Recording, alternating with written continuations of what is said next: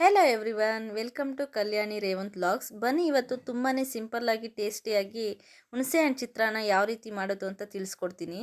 ಮೊದಲಿಗೆ ಒಂದು ಬಾಣಲಿಯಲ್ಲಿ ಎಣ್ಣೆ ಹಾಕಿ, ಎಣ್ಣೆ ಬಿಸಿಯಾದ ನಂತರ 4 ಟೇಬಲ್ ಸ್ಪೂನ್ ಕಳೆ ಬೀಜನ ಹಾಕಿ ಚೆನ್ನಾಗಿ ಫ್ರೈ ಮಾಡ್ಕೋಬೇಕು.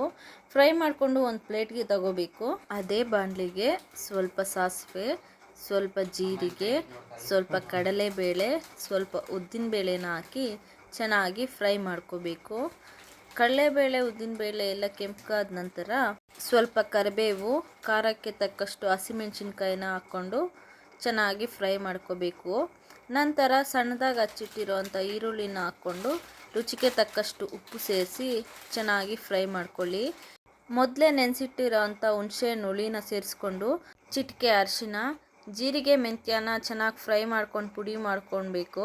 ಆ ಪುಡಿನ 1 ಟೇಬಲ್ ಸ್ಪೂನ್ ಹಾಕ್ಕೊಂಡು ಕೊನೆಯದಾಗಿ ಸ್ವಲ್ಪ ಕೊಬ್ಬರಿ ಹಾಗೂ ಕೊತ್ತಂಬರಿನ ಸೇರಿಸಿದ್ರೆ ತುಂಬಾ ಟೇಸ್ಟಿಯಾದ ಹುಣಸೆಹಣ್ಣು ಗೊಜ್ಜು ರೆಡಿ.